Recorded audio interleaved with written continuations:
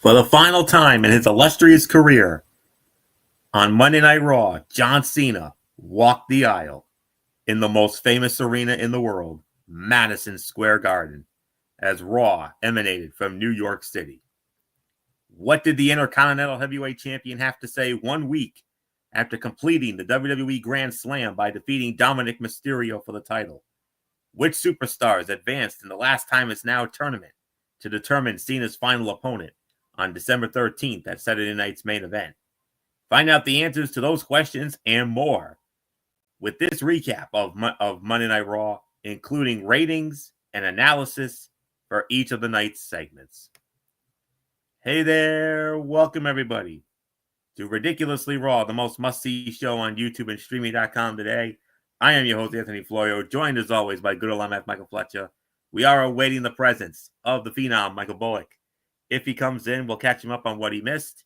If not, then we'll hopefully have him back with us Thursday night for College Football Thursday. Big show here tonight. Monday Night Raw, Week 1 of NXT Gold Rush. And we preview Thursday Night Football, good one. The Buffalo Bills and the Houston Texans. Not waste any more time here. Let's dive on in. Monday Night Raw last night from the world's most famous arena, Madison Square Garden, New York City. And you couldn't think of a better way to start it off than with the man who is making his final appearance on Monday Night Raw. And how about it? His final Raw, and it's in Madison Square Garden. The Intercontinental Heavyweight Champion, John Cena. The fans packed inside Madison Square Garden, and they erupted. The fans packed inside Madison Square Garden erupted as My Time Is Now played and Cena hit the ring to start the show. After several moments of well-deserved basking, the GOAT prepared to address the fans when Dominic Mysterio interrupted to a chorus of boos. Dirty Dom claimed to have worked for everything he has received and challenged Cena to a rematch for the Intercontinental Championship. Cena offered up the rematch for last night. Dominic said he wanted to wait until Survivor Series in his hometown of San Diego. Dominic was soon joined by his Judgment Day teammates, JD McDonough and Finn Balor. 3-on-1 beatdown ensued until Sheamus made the save. Rey Mysterio joined the fray to even the odds and set up a star-studded 6-man tag team match to start this show. An extraordinary setting, indeed, but this is a 2-for-1 deal because it then led into the 6-man tag team match, the Judgment Day versus Rey Mysterio, Sheamus, and John Cena. John Cena, Sheamus, Rey Mysterio win the match 14 minutes and 45 seconds. As I was saying, an extraordinary setting for this final Raw appearance for the greatest of all time. The crowds have been so hot for John Cena since SummerSlam that it is a shame so much time was wasted with the heel turn in the first half of the year. The people wanted to cheer him and have proved as much. On top of that, we got a Survivor Series match out of the segment, rendering it a fruitful opening promo all around. As far as the match is concerned, 3.5, teetering on 3 3/4 star. And so John Cena's time on Monday Night Raw ends with another crowd-pleasing matchup featuring one of the Mount Rushmore competitors in professional wrestling history. This was a fantastic match, a fun part-style bout featuring hot action, signature moves, finishers, and the right team going over. It was everything it needed to be and served as the perfect exclamation point on John Cena's Monday Night Raw resume. Next stop for him, we all know where that is. And a lot of the dirt sheets reported this earlier today, including the daily sheet that I read every day, the Rumor Roundup on Cage Side Seats. Great read. Check it out first thing in the morning. They were reporting, one of the rumors of today is that John Cena will be inducted into the WWE Hall of Fame class of 2026. Absolutely. Absolutely. Wrapping up his career. Now you give him once his career winds up, he's only got 2 appearances left. Survivor Series against Dominic at Petco, and then Washington D.C. for that Saturday night's main event on December the 13th. And then once you're done with that show, once the cameras stop rolling, Papa H, you give him the keys to the Hall of Fame, because that's where he's going next. So, and there's no doubt about it. He will. Should that be true, there's no doubt about it. He's the headliner. With all due respect to Stephanie, he's going to be the headliner. There's no doubt about that. Great segment. Great match. Believe it or not, this is only the second best fight of the night. There was one other match on this show that was actually better than this, believe it or not. You could make an argument for fight of the night if you wanted to, but there was one match that I thought was just a smidgen better, if I'm going to be honest with you. 3.5, teetering on 3 3/4. Good LMF, Michael Fletcher. Come on in. Our house, man. I mean, last week it was in Bullock's house in Boston. Last night it was in our house. World's most famous arena, the home of our Rangers. Madison Square Garden, John Cena. Great promo. Fantastic 6-man with Sheamus and Rey Mysterio defeating the Judgment Day. 14:45. Could you ask better start to the show in our house last night? No, I don't think you could even done any better than what they did. I thought the crowd was electric. Everybody knows the magnitude of John Cena. Everybody knows the legacy that he has done in this industry, and to get that welcome and to get the love that he got, it was an epic moment, and I think that was the best way to do it. I think they did an incredible job showing the love for the Never Seen 17, the GOAT, the greatest of all time. As far as the match goes, I partially have to disagree.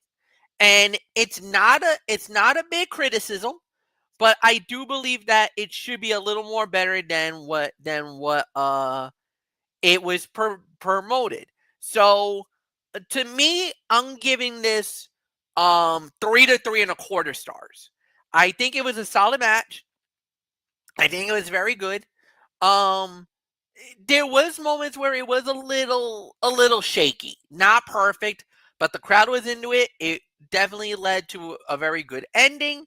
The outcome never in doubt. So I'm not going to be too harsh about it, but 3 to 3.25 for me. So Anthony, it's yours. All right, MF. We move on to. All right. It was supposed to be an in-ring interview. Jackie Redmond was going to interview the women's world champion Stephanie Vaquer after Nikki Bella turned on her last week. But as La Primera was making her way to the ring, she got sneak attacked by Nikki Bella, and Nikki Bella laid down the challenge.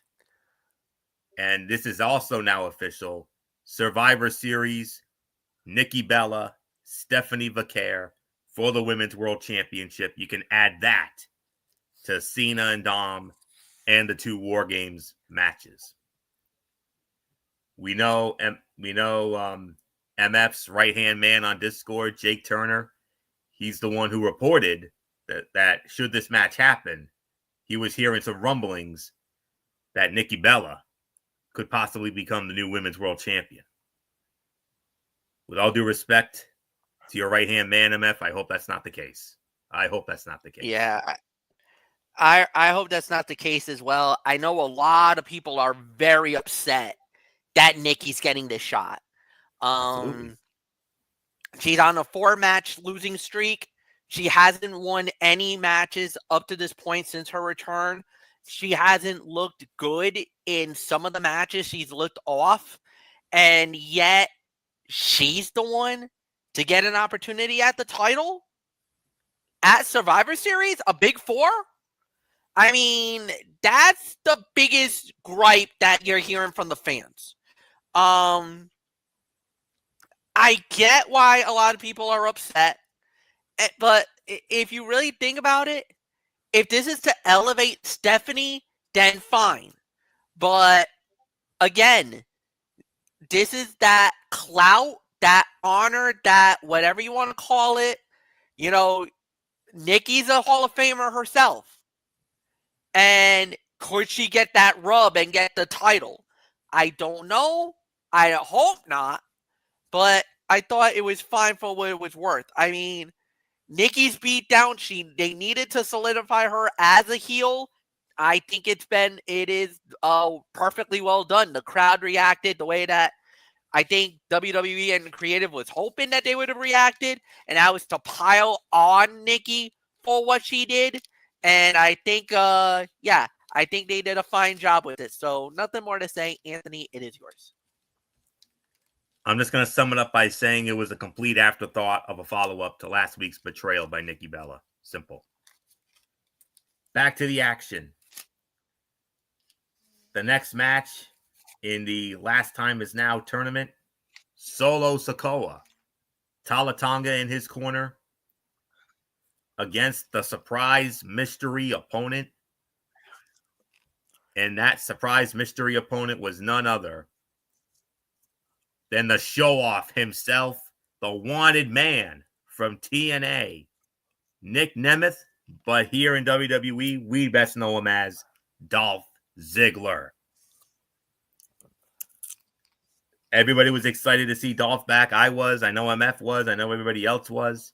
But unfortunately, it's Solo Sikoa who picks up the win here. Solo wins the match, 8 minutes and 50 seconds. And next week, he's going to meet the winner of a quarterfinal bout. He's going to be meeting the winner of a quarterfinal bout that will feature, I believe it's Carmelo. Yes, Carmelo Hayes. No, I'm sorry. He's going to score off against either Penta or Finn Balor. So interesting. Should be an interesting matchup there. So not much more. MF, that last thing was more of an open forum, really. But back to the traditional routine here. Solo Sikoa defeating Dolph Ziggler, 850. Dolph Ziggler, the surprise opponent. Yeah, surprise opponent indeed. Caught everybody by surprise with that announcement, but I thought they did a fine job. It was a good match. It was a solid fight. Ziggler looked he looked like he was right at home. So I got nothing bad to say about it. Could have it been better? Yes, but at the end of the day, a solid match. I would say about a 3 3.25. So Florio, go. More 2.5, 2 3/4. There was not much to the match itself, as a significant part of it took place during the commercial break. But with that said, the crowd was red hot for Ziggler, living and breathing with his late match onslaught and near falls. Often overlooked and underappreciated during his time in WWE, it was nice to see him get a warm NYC reaction from the fans. Then we had another in-ring segment, as it was Alexa Bliss. Alexa Bliss comes out. Alexa Bliss took to the squared circle to implore Charlotte Flair to rejoin her, Rhea Ripley, and Io Sky for the Women's War Games at Survivor Series. She called the Queen her best friend and took exception to her leaving her hanging this past Friday on SmackDown when she suffered a beatdown. The Kabuki Warriors, the new women's tag team champions, the Kabuki Warriors, Nia Jax and Lash Legend interrupted proceedings, circled the ring, teasing another assault until Rhea Ripley's music played, and she and Io Sky made their way to the ring. After the heels earned the upper hand with a 4-on-3 numbers advantage, Charlotte made her presence felt, unloading on the heel team with a kendo stick. She stood tall and stared down Lash Legend and Nia Jax before checking on Alexa. Honestly, this felt wholly unnecessary. It was the second part of a segment that could have been completed Friday on SmackDown by having Charlotte turn back toward the ring, and then making the save there instead of waiting for last night. It was fine for what it was, which was fluff to put over the women's War Games match without really furthering it. I have a theory about the fifth and final team member on the face side. We'll get to that in a little bit, but MF, for all intents and purposes, it looks like Charlotte's back on the is back on the team here. Yeah. And the cool thing about it was at the end, Charlotte Flair gives that hug to Alexa Bliss. She looks at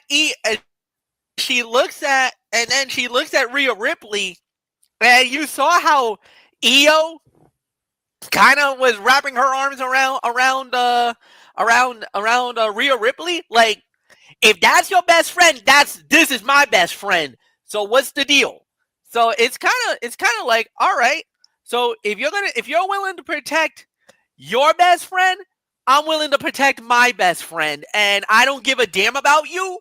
I don't like you. I don't care about you, but I'll protect my best friend. You protect yours, and let the chips fall where they may at War Games. So does it necessarily mean that we have Charlotte in the fold with the gang? Not really, but at the end of the day, you never know how this plays out. But yeah, this was an excellent, like you said, it was fluff. There was nothing amazing about it. But if this puts Charlotte in the fold as number 4 of the squad, then basically I would take that any day of the week, because now, if you really look at it, it is indeed setting up to be one of the greatest women's Survivor Series War Games team we've ever seen. I mean, Charlotte Flair, Rhea Ripley, Io Sky, and Alexa Bliss together? Yep. Oh my God, that's a core 4. And maybe, just maybe, the rumor of the 5th, Anthony will allude to it in a little bit, but if that's number 5, it's over. It's the greatest team ever. Like, flat out, it's the greatest women's Survivor Series squad ever in the history of the event. It doesn't matter if it's a traditional Survivor Series match or a War Games match. This is without a doubt the greatest team I've ever seen assembled. Like, this is an Avengers level group. If you know Marvel and you know the Avengers, this is like the Avengers uniting. Like, that's how incredible this squad is. Most definitely. All right. Here we go. Women's Intercontinental Championship on the line. The champion, the man, Becky Lynch, defending against Maxine Dupree. Winner of the match, 9 minutes, 55 seconds. Cover your ears, MF. And new Women's Intercontinental Champion, Maxine Dupree, wins the title. Oh, wow. But it took a distraction. It took a distraction from someone we hadn't seen in nearly 2 months since she tapped out Becky Lynch at WrestlePalooza in September. None other than AJ Lee. AJ Lee, she comes down. She didn't get physically involved, but she distracted Becky long enough for Maxine to hit a high cross body. Jessica Carr with the 1, 2, 3.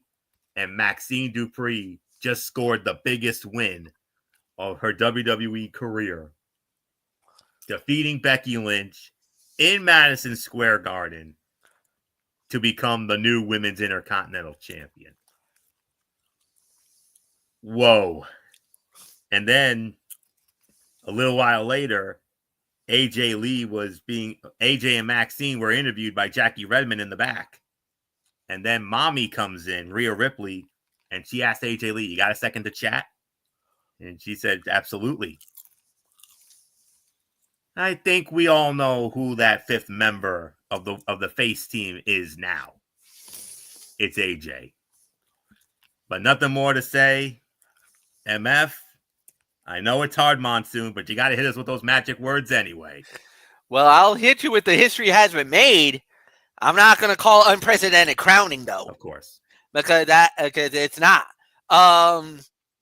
Yeah, this was a great matchup. This was exactly what it needed it to be. So, Maxine, and one of my buddies on Discord was calling this.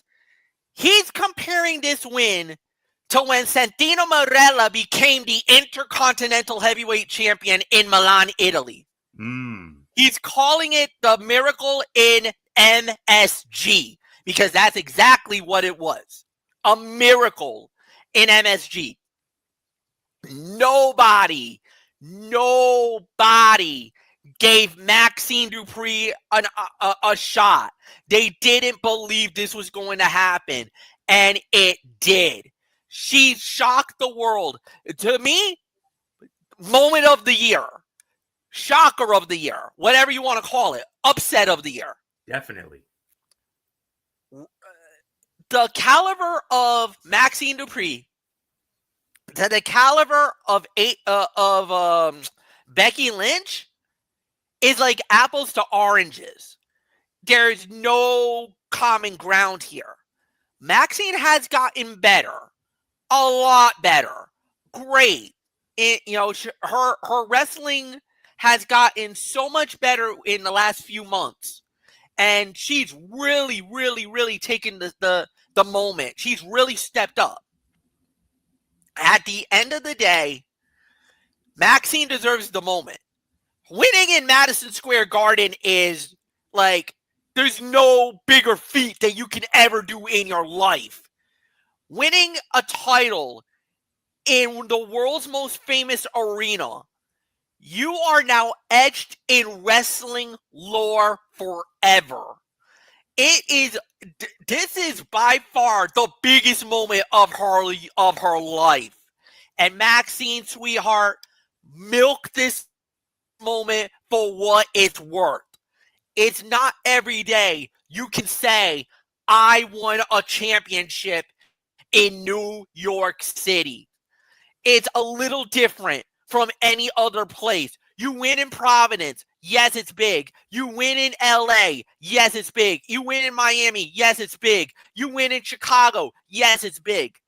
But to say that you won a championship in the birthplace and the mecca of professional wrestling, the cathedral of WWE/World Wrestling Federation, to win it in Madison Square Garden in New York City is bigger than anything when it comes to WWE.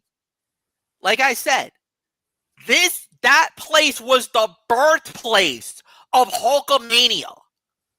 Hulk Hogan winning the World Wrestling Federation Heavyweight Championship back in 1984. That started the Hulkamania Revolution.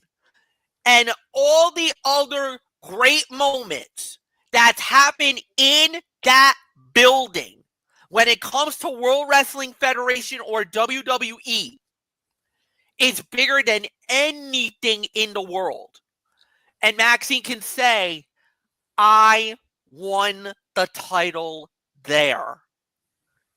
Now, Madison Square Garden's gone through 4 iterations in its entire legacy. 4 iterations of Madison Square Garden.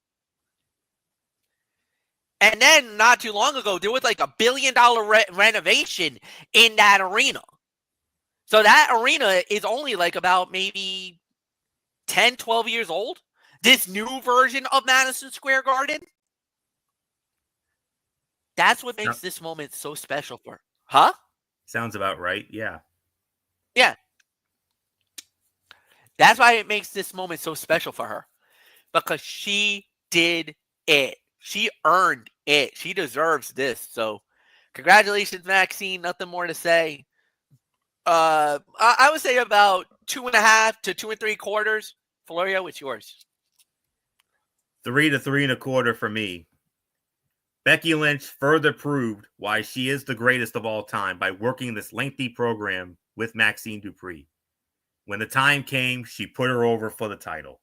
There are several wrestlers on the roster, regardless of division, who would not have been able to look into the future and recognize the potential to create a new star to work with down the line and help carry the division for years to come. AJ Lee interfering suggests the second chapter of that rivalry is coming. It popped the crowd and did so in a way that paid off Maxine Dupri's underdog story. From her days as Sophia Cromwell to the days where she was, the mastermind behind the infamous Maxim male models with Mansois and Massey, and of course they're over there in AEW. I mean, don't ask. But she's gone, and of course the sister of Max Dupri, who of course LA Knight. I'm glad they had the sense to get rid of that. But nonetheless, and then now with the Alpha Academy, with Otis, Akira Tozawa, and before he turned on them, Chad Gable. I know there's some people out there that are saying she won a singles title before Chad Gable. I know there are some people that are upset about that, and I can understand that. But in the case of Chad Gable, he's injured. Injuries are part of the business. So, but anyways, I mean, what a moment and a very fun payoff to this underdog story. Becky getting her comeuppance without being damaged. AJ's first appearance since WrestlePalooza. And then after the chat with Rhea, it's fully suggested that AJ is going to round out the face team for the women in the Women's War Games. And if that's the case, I fully expect Becky Lynch to round out the heel team. I think that's what I was thinking too. If AJ Lee joins Rhea and the crew, I would not be shocked if I see a vengeful, very angry Becky Lynch joining Asuka, Kairi, Nia, and Lash. And I'll say this: if it's Becky Lynch, that makes that team pretty dangerous, very dangerous.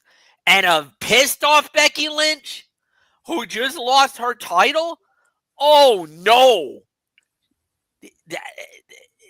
Good. The faces are going to have their work cut out now. Oh yeah, there's no doubt about that. And the immortal words of Gorilla, you got that right. So, oh man, what a moment! Special moment. Joe Test lost his mind. Wade Barrett had a voice crack moment. Yes, he did. I mean, that's how you sell it. That's how you sell the moment. I love Joe Test. Oh my! Nailed it. Yep. Nailed it. Okay. You think it couldn't get any better than that? Well, it does here. The other last time is now tournament match.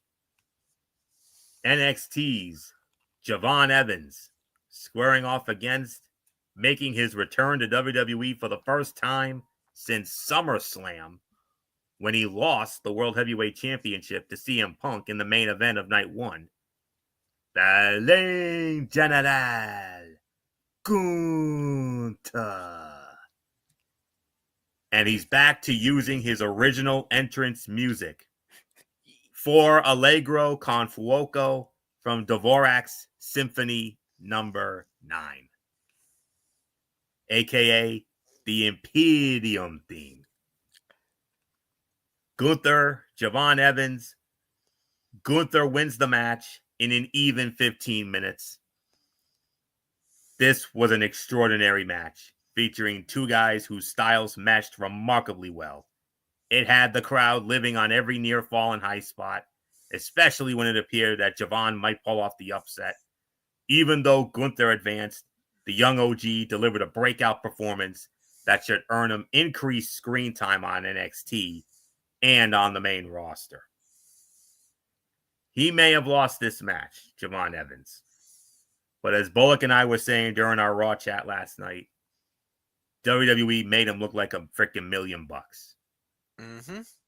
There is no doubt about that. I mean, the outcome was never in doubt. We all knew Gunther was going to win this match. Heck, there was a part of me that thought maybe he was going to bury him. You know, considering it was his first match back in 3 months. And since SummerSlam, you knew he was going to have an axe to grind. He was going to be, you know, in that mood of his. But no, they made Javon Evans look like his equal last night. Easily the fight of the night here. Well, not easily, because there were some other good matches, but this was definitely the fight of the night for us here. 4 to 4.25 stars. Incredible match. And not much more to say. MF, yes, the outcome was never in doubt. We all knew Gunther was going to win this. Yeah. But boy, howdy, did they make Javon Evans look like a freaking $1,000,000. 15 minutes. No, they did. And that's the good story of the whole thing, is that Javon got his moments in the match. It wasn't that anything was bad. He did nothing bad. He was excellent. He did an incredible job. The young OG is definitely going to be is going to have a bright future, and the future is very bright for him. But Gunther came out as a killing machine. Gunther came out with that reckless abandon. And as a matter of fact, I'll even go one further. Gunther came out looking like the Gunther that we've known all along. And if that's the case, I'm going to tell you right now, guys, Gunther's winning the My Time Is Now tournament. He is that guy. And if this is the Gunther we're going to get to go up against the greatest of all time, John Cena, you better lace your boots and you better be ready, because Gunther is not screwing around. Not in this tournament. He is looking like the Gunther that was the most dominant, most destructive, the most incredible star in all of WWE. He looks like he might be setting himself up, and I'm going to say it, to be the wrestler of the year in 2026. That's how good this Gunther looked last night. And if this is the case, we might not only see a new Intercontinental Champion, but he might be on the verge, Anthony, to possibly duplicate the 666 days that he was the Intercontinental Heavyweight Champion. Like, that's the feeling I'm getting. That's the look that I'm getting. This looks like the Gunther that was the United Kingdom champion. This looks like the Gunther that was the dominant WWE champion. This looks like the Gunther that could be a devastating force of nature.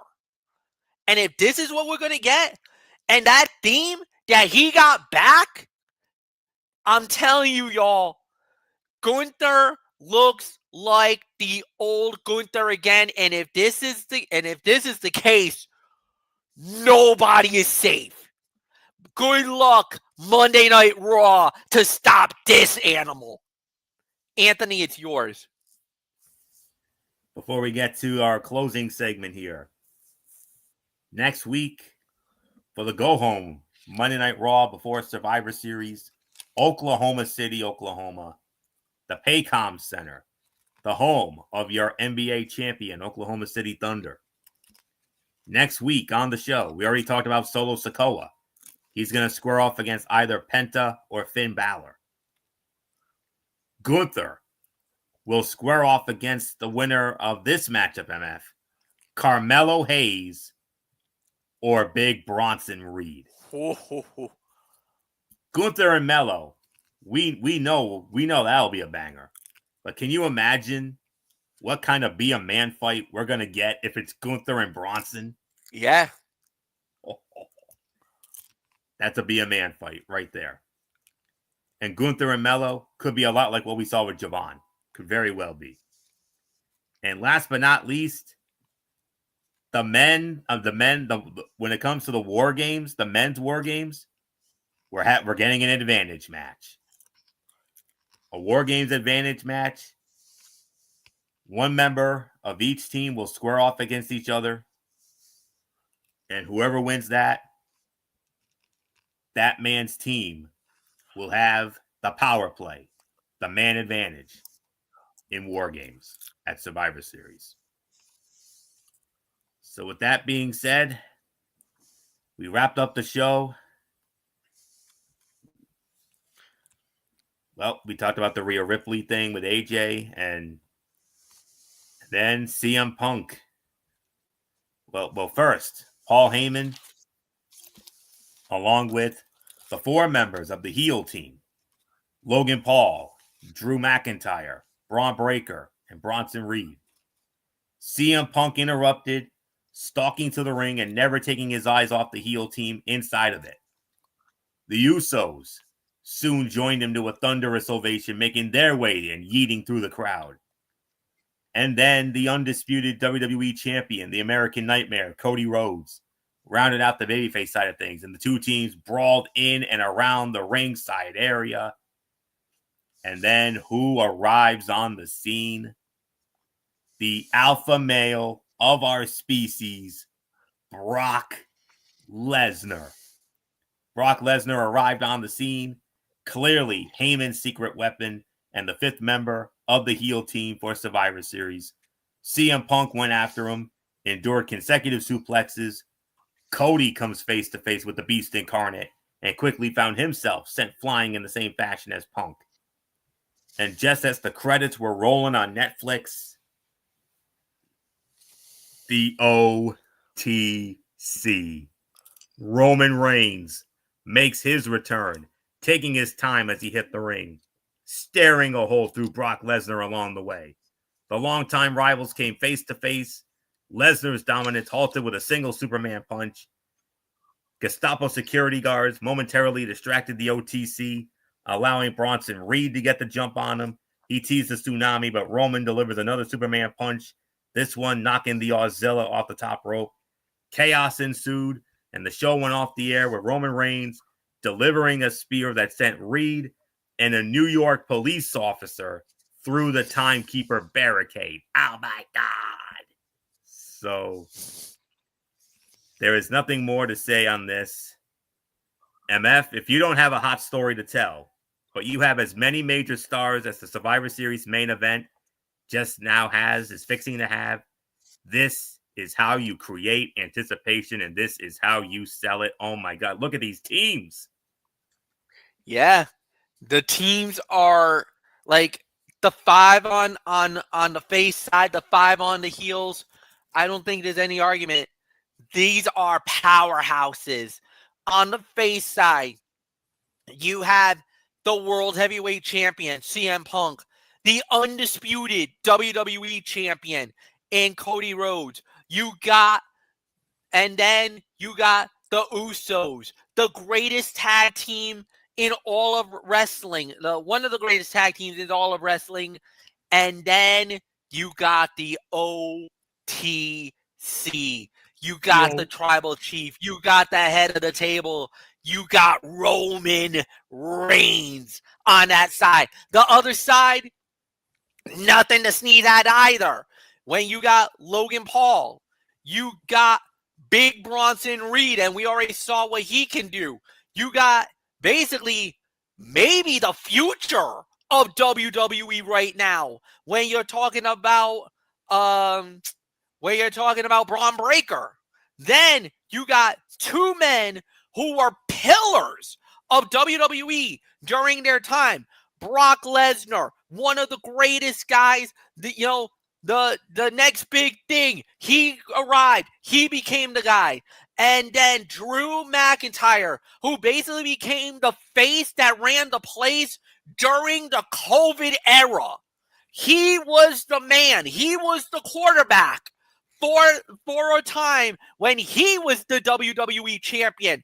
During COVID, he was the guy that was running the company before Roman finally decided that his time was going to take over.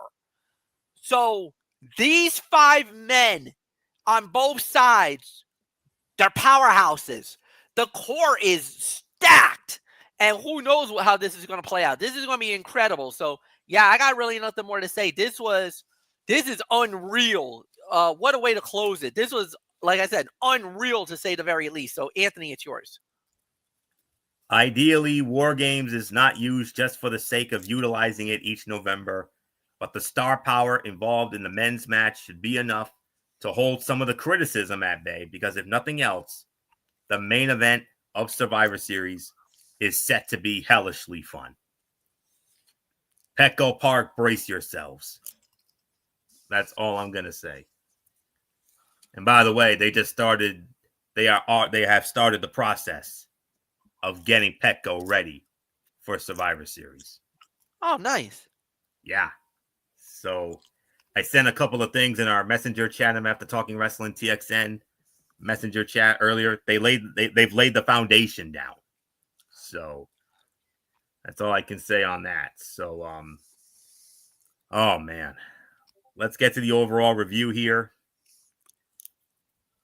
A farewell to the GOAT, a deafening pop for the returning Dolph Ziggler, a major championship change that paid off Maxine Dupri's underdog journey, the returns of AJ Lee, Brock Lesnar, and Roman Reigns, and an Attitude Era pull-apart brawl in the most famous arena in the world.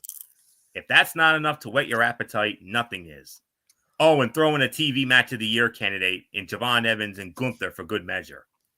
Maybe it was the aura of Madison Square Garden, but this was the most inspired broadcast WWE has produced in months, and the result was a fun, entertaining show with a great match and a strong close.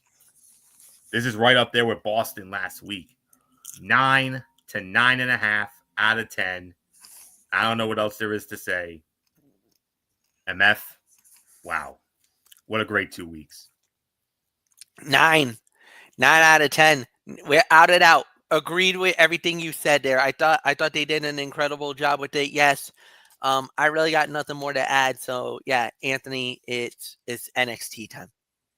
It is indeed. It was Title Tuesday in NXT with week 1 of the 2-week Gold Rush special, which means we got 4 championship matches featuring some of NXT's best and brightest. Blake Monroe put her NXT Women's North American Championship on the line against the former champion, Sol Ruca. Newly crowned AAA Mixed Tag Team Champions Chelsea Green and Ethan Page put their titles on the line against the duo of Thea Hale and Joe Hendry. After regaining the NXT Tag Team Championships from the Hardy Boys at Halloween Havoc, Dark State found themselves with a new set of challengers when they defended the belts against Javon Evans and TNA X Division champion Leon Slater. Lastly, Tatum Paxley gave JC Jane a rematch for the NXT Women's Championship from Halloween Havoc. Let's take a look at everything that happened on this show tonight. And we started it off with our first match of the night. AAA Mixed Tag Team Championships on the line. The champions, Chelsea Green and All Ego Ethan Page, Alba Fire in their corner, defending against Thea Hale and Joe Hendry. Winners of the match in 10 minutes and 41 seconds. And still the AAA Mixed Tag Team Champions, Chelsea Green and Ethan Page. While both of these duos could be considered comedy acts, this was not a comedy match. All 4 competitors brought a lot of energy and physicality to the ring. It had some funny moments, but the main focus was making this feel competitive. Thea Hale and Joe Hendry have already developed into a fun duo. Thea Hale putting Ethan Page in a Kimura was pretty funny. And Hale taking so long to get into position made it kind of awkward when Ethan and Alba Fire were just standing there waiting for her senton. But a solid 3 to 3.25 star match. Great way to jump it off with 4 very overperformers. Great way to get the crowd riled up inside the theater in Madison Square Garden, formerly the Paramount Theater. It's just now the theater in Madison Square Garden. Second time this year for NXT. They were there back in March, as we all remember, with Roadblock. That featured Stephanie Vaquer making history and starting her meteoric rise in professional wrestling in 2025. So great to have them back there. It looked just as amazing as it did in March. So 3 to 3.25 stars. The right team won, to be honest. They just won the titles. It would have been a disservice to take the titles off of them. Having them both parading around as double champions definitely can be some fun behind that. So not much more to say. MF, Chelsea Green, Ethan Page, still the AAA Mixed Tag Team Champions. They defeat Thea Hale and Joe Henry in 10:41. Yeah, absolutely. This was a solid matchup. I think the outcome was never in doubt. I don't think we ever thought that there was going to be a new, a title change or anything like that. I think they did a really good job with it. Yeah, I totally agree with everything you just said. So yeah, this was excellent to say the very least. So there's really nothing more to say. Anthony, this was at least a 3, like you said, 3.25 stars. So it's yours. We don't often talk about, like backstage stuff or somewhat of a vignette here, but the show cut to General Manager Ava. We're going to call this Big Announcement Ava here because this was a big announcement. She hyped up NXT's final premium live event of the year, Deadline, which will take place on Saturday night, December the 6th in San Antonio, Texas, exclusively on Peacock. And she also announced the return of the match that has made Deadline what it is, the Iron Survivor match. She noted that WWE legends and Hall of Famers used to pick the wrestlers in the match, but this time, one person, and one person only, will pick the wrestlers for both matches. And who is that one person? None other than the Intercontinental Heavyweight Champion himself, the GOAT, John Cena. Whoa. Cena is going to pick every participant in the men's and women's Iron Survivor matches. And to those men and women, and MF, I know you're going to back me up when I say this. If Cena picks you, damn it to hell, boys and girls, you better bring it. Yeah. If Cena selects you, that's the ultimate praise that you can get. I don't think there's anything more for you to say. So yeah, I'm excited. I think it's gonna be great. So yeah, nothing more to add. So we'll find out. We'll find out who his picks will be next week. Yeah, as part of week 2. And then there was similar to what you see on Monday Night Raw on Netflix. In the crowd, in the stands, the beautiful Sarah Schreiber interviewing Tavion Heights, and he got attacked by Josh Briggs, and then the two of them just brawl all over the place. So there's no question about it. We're going to be seeing more from them. Our second championship match for the NXT Women's North American Championship, the champion Blake Monroe defending the title against the former champion Sol Ruca, who, as we all remember back at Halloween Havoc, defended the title. Well, could not defend the title due to injury. Zarya defended the title for her on her behalf, but Zarya lost the title to Blake Monroe. Sol wanted the... Ava initially said that she was willing to give her the title rematch at Deadline, but Sol Ruca's like, no, I can't wait till then. I want it tonight. I wanted that gold rush. Well, she got it. And the winner of the match in 13 minutes and 20 seconds And still, the NXT Women's North American Champion, it is Blake Monroe, NMF.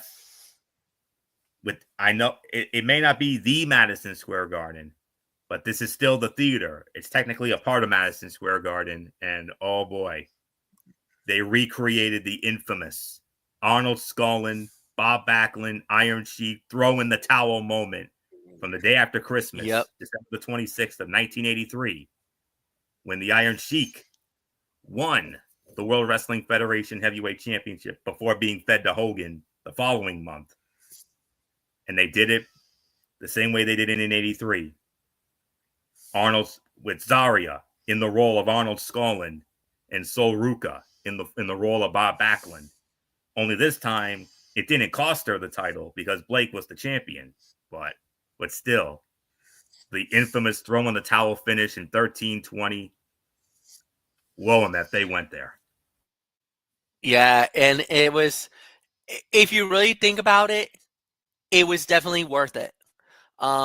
Blake had the advantage. It looked like Sol was in big, big, big trouble, and the towel got thrown in because Zarya was protecting a friend. That's the theory I'm coming off of it. Now I know some people are gonna feel a little differently about it, but at the end, Blake brought something to the table that was more than good enough. So it's perfect. The moment was perfect. So nothing more to say. This was about a 3-star bout. Anthony, the champion remains the champ. Yeah, 3 1/4. Right around 3.5. The last time we saw Sol Ruca in action was a month ago before she sustained an injury that would lead to her losing both the North American and Speed Women's Championships.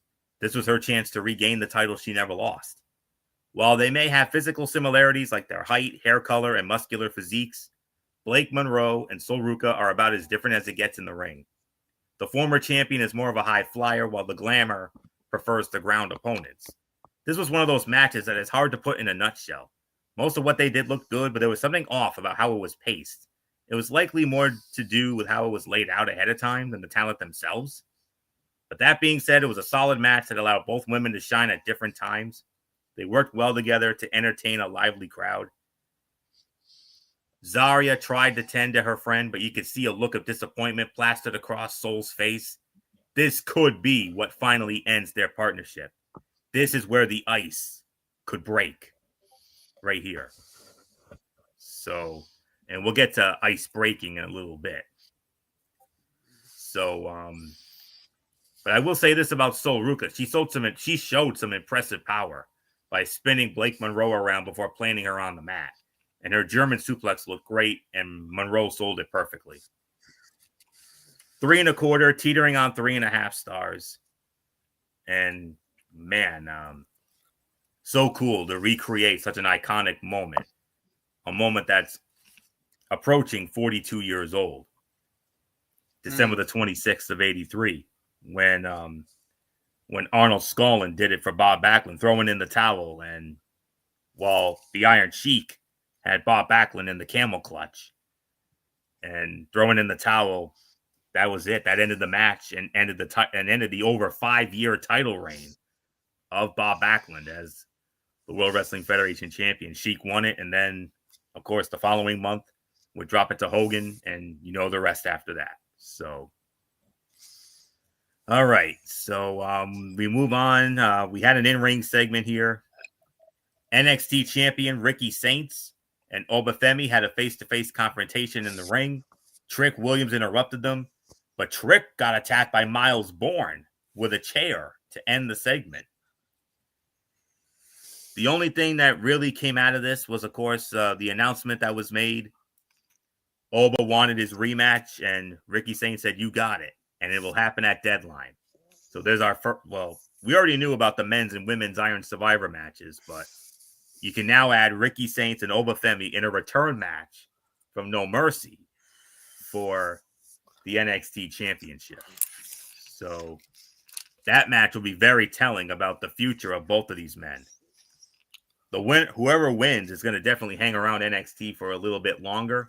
I believe whoever loses that match could very well be on his way to the main roster. I got that feeling. So, not much more. And we move on to our third championship match, which was the NXT Tag Team Championships. The champions, Dark State. And it was Dion Lennox and Osiris Griffin defending for the group. Cutler James, Saquon Sugars right there with them. They defended against Javon Evans and the TNA X Division champion, Leon Slater. The winners of the match in 11 minutes and 8 seconds. And still, the NXT Tag Team Champions, Osiris Griffin, Dion Lennox, Dark State. I'll tell you what, Lennox and Griffin had a big power advantage and made sure to use it to control their opponents as much as possible. The High Flyers proved to be hard to handle at times, which helped make this field competitive right out of the gate. As usual, the other members of Dark State tried to help any way they could. Javon Evans accidentally hits his own partner with a frog splash while trying to break up a pin, and it led to Griffin scoring the pin for his team to retain the titles. Good high energy performance, but it felt almost too chaotic at times, which seems weird to say about anything in pro wrestling, but it's true. Evans and Slater are a fun duo. It would be cool if we got to see them together on a regular basis. And Leon Slater's dive over the ring post is simply awesome. I love that move. There's nothing more to say on it. This is another 3.25, 3.5 star match. Not much more to say. MF. Dark State, still the tag team champions. They win it in 11:08. Yeah, solid matchup. 3 stars is my rating for the match. I wish it could have been a little more better. Like you said, there was some mistakes that was done, but really nothing more to add. So, Anthony, it's yours. All right, and before we get into the main event, we do have, of course, the we can go ahead and run down the we'll quickly run down the card and set the table for next week's show for week 2 of Gold Rush, and here it is.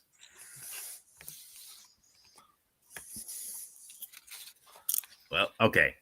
It will be for the vacant WWE Women's Speed Championship. Zarya defending against Zarya squaring off against Fallon Henley, I should say. Triple threat match for the TNA Knockouts World Championship. Champion Kalani Jordan defending against Jordan Grace and Lei Ying Lee. Jackson Drake will defend the men's Evolve Championship against Sean Legacy. Kendall Gray will defend the Evolve Women's Championship against Lainey Reed of Fatal Influence. And just added to the show tonight, per General Manager Ava, a non-title match, Miles Bourne versus Trick Williams. And then we saw Zarya and Sol Ruka. Zarya was defending, looking out for Sol's well-being. Zarya called Sol's pride stupid. Sol said her pride is what made her a double champion. Zarya said Sol can't be champion if she's injured. Zarya said they can shelf this conversation until after she wins the Speed title next week. Sol walked away after shoving the white towel into Zarya's chest. Oh yeah, the ice is about to break. And here it is, the main event of the evening for the NXT Women's Championship return match from Halloween Havoc. The champion, Tatum Paxley, with the culling, Izzy Dame, Sean Spears, Nico Vance, defending against the former champion, JC Jane, Fatal Influence, Lainey Reed, Fallon Henley in her corner. The winner of the match in 11 minutes and 28 seconds. And once again, the new NXT Women's Champion, JC Jane, Izzy Dame. Izzy Dame, the difference maker. Attacking Tatum Paxley, kicked her in the face. and Jacy Jayne reaps the reward. Jacy Jayne, once again, the NXT Women's Champion. MF, normally I would say to hit us with those magic words, Monsoon, but honestly, I don't have the heart to even tell you to do that. Yeah. Understandable, no doubt about it. It is a history-making moment. History was made, but I can't call unprecedented crowning. I think we all will feel that way too. And yeah, this was a. This is it was what you said. It was what you said. So at the end of the day, it happened. Big win, big victory, and we. I think a lot of people are really mad about why, because Tatum was on the biggest run of her career. She was incredible, and then all of a sudden, it just blew up. I don't know. There's really nothing more to say here.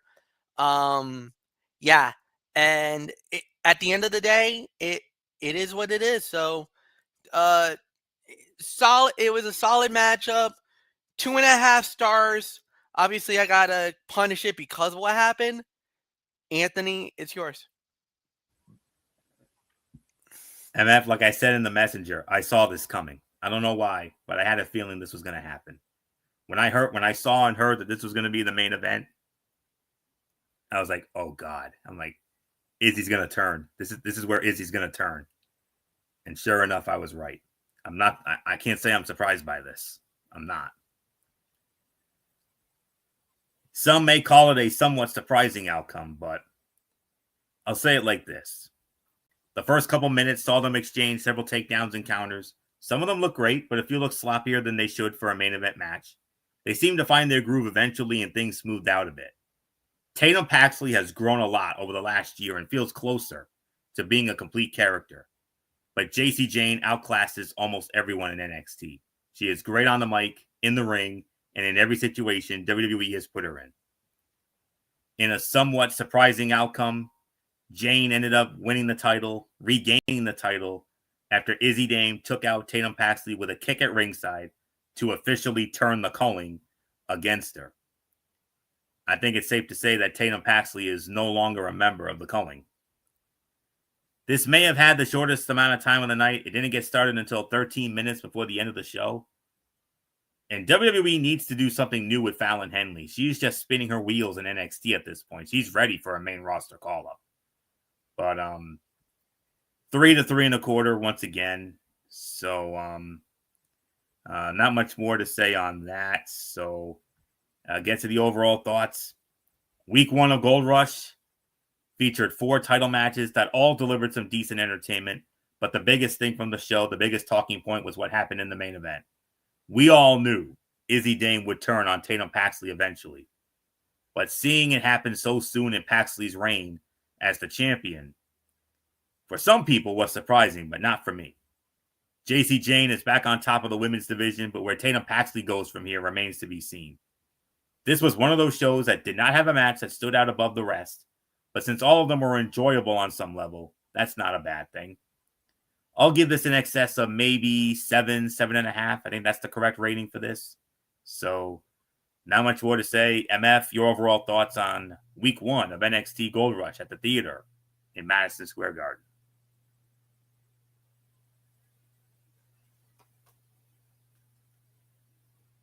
Okay. I think MF might have stepped away for a moment.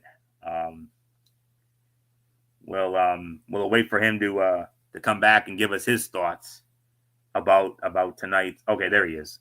All right, MF. Overall thoughts on week 1. Solid show, solid event. At the end of the day, it could have been, we got some good news coming out of it. There was a lot of newsworthy stuff. Obviously, a new champion crowned. I know a lot of people is not going to like the outcome of that, but there was some good stuff. So at the end of the day, it was fine for what it was worth. So I mean, I can give this about 7. Anthony, it's yours. All right, MF, and we have one last order of business here tonight. and that is Thursday Night Football. Amazon Prime Video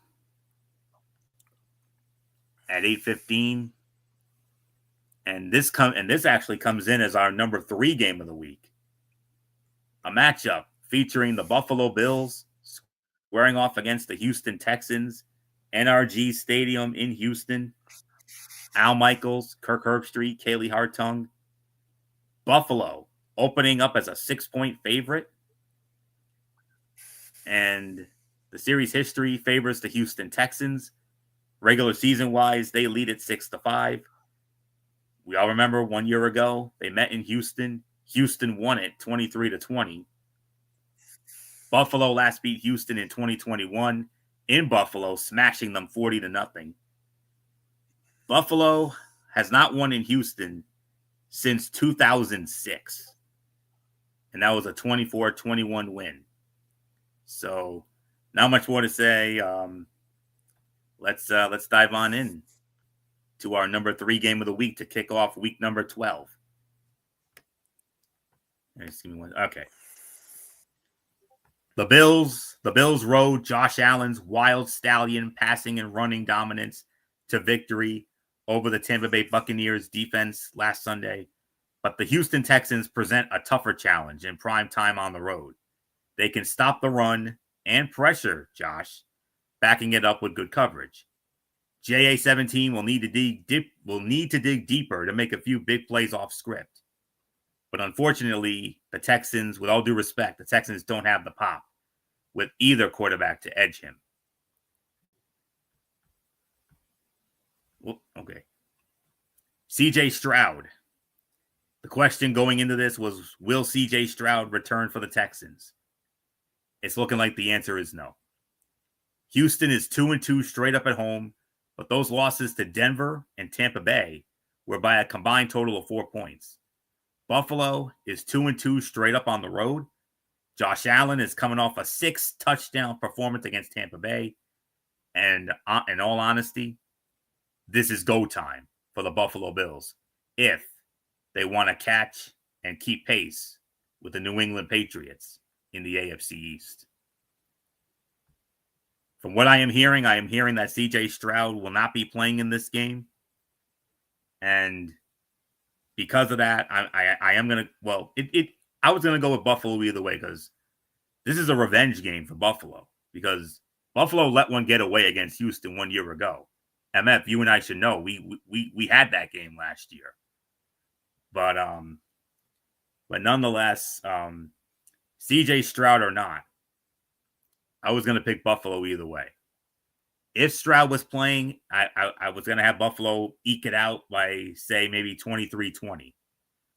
But now that I'm hearing that CJ Stroud is, for all intents and purposes, out of this game because he's still in concussion protocol, with the short week, it's highly unlikely that CJ Stroud's going to play. And because of that, I think Buffalo's going to, make no mistake about it, Houston's going to give them fits. There is no doubt about that. But I do believe Buffalo, I could see this game being close into the fourth quarter, but I think Buffalo will get a late score and I think they should pull away just like they did against Tampa Bay this past week. So I'm going with Buffalo to win. My final score, now that CJ Stroud is out, 28-17, Buffalo wins. I would have had him winning 23-20 if Stroud was playing, but 28-17, regardless, I got Buffalo winning this game. It's not going to be easy. So not much more to say. MF, Buffalo, Houston, our number 3 game of the week to kick it off. Go time for Buffalo to keep pace with New England in the AFC East, and Houston. Looks like CJ Stroud's out again, and that's bad news for them. Yeah, he's definitely out. He's not going to play. He's definitely not going to be in the game. There's no doubt about it. Even going in, you kind of notice that Buffalo has figured it out. You know, it looks like what happened was it was the hangover. You know, they didn't play good against Miami. They got embarrassed. They know they got embarrassed. And now they're starting to feel like, all right, we just got to play within ourselves now. Houston is wounded. Now they lost their quarterback. I'm sorry, Anthony. I don't see this being close.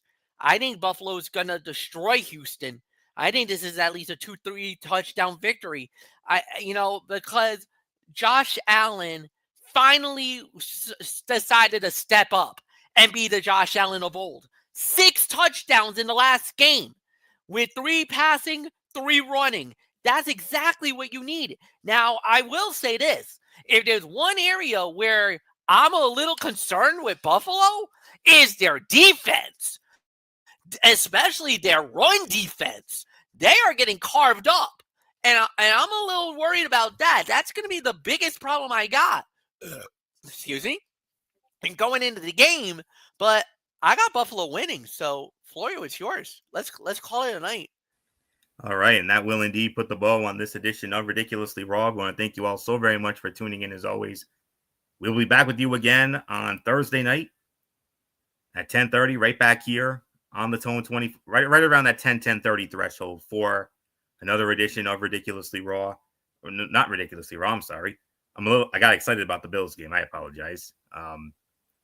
College Football Thursday, Week 13 edition, headlined by the game of the week, USC and Oregon. There's your game of the week right there. Some other good matchups in there as well, but that's far and away the game of the week next week. You could consider this upcoming week the appetizer, because the following week, rivalry week, we're getting the main course and then some. And I'll get into that in just a moment. And then Friday night, we got NFL Friday. Of course, we'll recap Buffalo and Houston. We'll give you our thoughts on the Bills and Texans game. And we'll preview all the remaining games of week number 13, including our game of the week, the Indianapolis Colts and the Kansas City Chiefs. Must win for Kansas City, no doubt. Saturday night, Cerebral Smack Talk. MF will have that. TNA Impact, Friday night SmackDown. And then 1 week from tonight, we do it all over again with Ridiculously Raw. And then the following night, next Wednesday night, November 26th, mark that down on your calendars. Wednesday night, November the 26th, the night before Thanksgiving, it will be our annual TXN Sports World Football Feast. The 3 NFL games on Thanksgiving and the full college football rivalry week slate that involves top 25 teams. The regular season finale before we get into championship week. Man, oh man, things are happening so fast, man. Unbelievable. And that's it. So until Thursday night for College Football Thursday, this is Anthony Florio here for Good Old MF, Michael Fletcher, and of course in spirit, the Phenom, Michael Bullock, and always and forever our First Lady of Talking Wrestling TXN, the one and only Twisted Angel Didi Woodson. You know the routine, everybody. Thumbs up. Talk to you later. Yeah. Throw it up Fortune Forest style. Bye for now, my friends. God bless. Be good to each other. Have a blessed couple of days. And until Thursday night, for College Football Thursday, you have been watching Ridiculously Raw right here on the Tone 25 on YouTube and Streamy.com. And remember, my friends, no matter what anyone tells you beyond anything else, wrestling is indeed actually real. For everybody who has been a part of this one, for now, Anthony Florio, so long, and bye, everybody. Bye.